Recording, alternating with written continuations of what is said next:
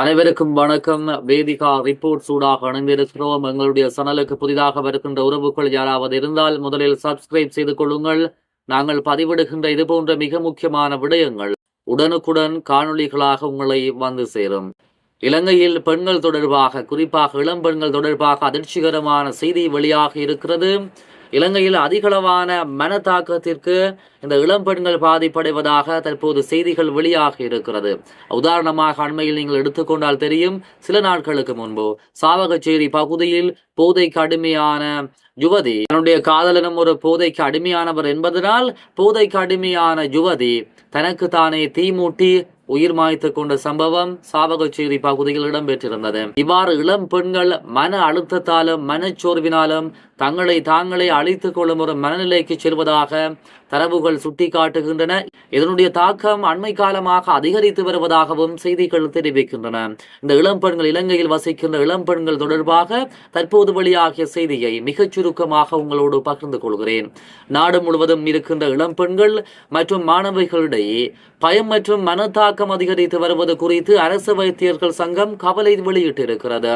இது உண்மையான ஆபத்து அல்லது வெளிப்படையான காரணம் இல்லாத போது கடுமையான உடல் ரீதியான எதிர்வினைகளை தூண்டும் தீவிர பயத்தின் திடீர் அத்தியாயமாகும் என்றும் தெரிவிக்கப்பட்டிருக்கிறது. ஒவ்வொரு வாரமும் 9 முதல் 20 மாணவிகளும் சுமார் 8 இளம் பெண்களும் இந்த நிலை தொடர்பான அறிகுறிகளுடன் வைத்தியசாலைகளில் சிகிச்சை பிரிவுகளில் அனுமதிக்கப்படுவதாக மருத்துவ அவதானிப்புகள் காட்டுகின்றன என்று சங்கத்தின் உதவி செயலாளர் பாலித ராயபக்ச தெரிவித்திருக்கிறார். ஆகவே குறிப்பாக பெண்கள் இந்த மனச்சோர்வு, மன அழுத்தம் காரணமாக இந்த மன அழுத்தத்தை தாங்க முடியாமல் ஒவ்வொரு நாளும் அதிகமான இளம்பெண்கள் வைத்தியசாலைகளில் சிகிச்சைக்காக அனுமதிக்கப்படுவதாக அதிர்ச்சிகரமான தகவலை இந்த வைத்தியர் வெளியிட்டிருக்கிறார். அத்தகைய நோயாளிகள் பெரும்பாலும் தலை சுற்றல், மயக்கம், விரைவான சுவாசம், மார்பு வலி, கைகள் மற்றும் கால்களில் உணர்வின்மை, விரல்கள் மற்றும் கல்லீரல்களில் உணர்வின்மை, மார்பருக்கம், அதிக வியர்வை, வறண்ட வாய் மற்றும் சில சந்தர்ப்பங்களில் குறுகிய கால மயக்கம் போன்ற நிலைமைகளால் பாதிக்கப்படுவதாகவும் அவர் தெரிவித்திருக்கிறார். இந்த அறிகுறிகள் பொதுவாக உளவியல் நிலைகளால் ஏற்படுகின்றன.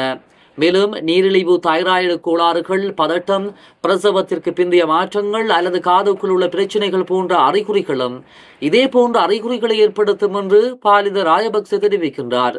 அத்தகைய சூழ்நிலையில் சிறந்த முன் சிகிச்சையானது நபரை அமைதிப்படுத்தி மெதுவாக சுவாசிக்க உதவுவது, சுவாசத்தை உறுதிப்படுத்துவது மற்றும் பதட்டத்தை போக்குவது ஆகியவை ஆகும் என வைத்தியர் தெரிவித்திருக்கிறார். இது தொடர்பான பல நிலைமைகளை ஆலோசனையின் மூலம் முழுமையாக நிர்வகிக்க முடியும் என சுட்டிக்காட்டிய பாலித ராயபக்ச, ஆசிரியர்களும் பெற்றோர்களும் மாணவர்களின் உணர்ச்சி நல்வாழ்வில் அதிக கவனம் செலுத்த வேண்டும் என்றும், இந்த மாணவிகள் இந்த பெண்கள் தொடர்பில் தீவிர கவனத்துடன் செயல்பட வேண்டும் என்றும் வைத்தியர் கோரிக்கை விடுத்திருக்கிறார். கல்வி தொடர்பான மன அழுத்தமும் சமூக அழுத்தமும் இந்த நிலைமைகளுக்கு காரணமாக இருக்கலாம் என்றும் அவர் தெரிவிக்கின்றார். இந்த அச்சங்கள் உண்மையானவை அல்ல என்பதை புரிந்து கொள்ள குழந்தைகளுக்கு வழிகாட்டப்பட வேண்டும். மேலும் பாதிக்கப்பட்ட மாணவர்களுக்கு சரியான நேரத்தில் ஆதரவையும் பாதுகாப்பையும் உறுதி செய்வதற்கு ஆசிரியர்களிடையே விழிப்புணர்வு மிகவும் முக்கியமானது என பாலித ராயபக்ச மேலும் தெரிவித்திருக்கிறார். ஆகவே வைத்தியரின் இந்த செய்தியை வைத்து பார்க்கும் போது இலங்கையில் முன்னிய காலத்தை விட தற்போது அதிகளவாக இளம் பெண்கள் மன அழுத்தத்தால் பாதிக்கப்பட்டு வருகிறார்கள். இவர்கள் அதிகளவாக நாட்டில் இருக்கின்ற வைத்தியசாலைகளில் அனுமதிக்கப்பட்டு மன அழுத்தத்திற்கு சிகிச்சை பெற்று வருகிறார்கள். ஆகவே இவர்கள் தொடர்பில் வீட்டில் இருக்கின்ற குடும்பமும், வீட்டில் இருக்கின்ற உறவினர்களும், அதே போன்று பாடசாலையில் ஆசிரியர்களும் இந்த பெண்கள், இந்த யுவதிகள் தொடர்பில் அதிக கவனம் செலுத்தி அவர்களுடைய இந்த மனச்சோர்வு, இந்த மன அழுத்தத்தை போக்குவதற்கான நடவடிக்கைகளை, உள ஆற்றுப்படுத்தும் நடவடிக்கைகளை மேற்கொண்டோ இவர்களை நல்வழிப்படுத்த வேண்டும். இவர்களை மன அழுத்தத்திலிருந்து, மன தாக்கத்திலிருந்து, தவறான முடிவிலிருந்து இவர்களை பாதுகாக்க வேண்டும் என்று வைத்தியர் தெரிவித்திருக்கிறார்.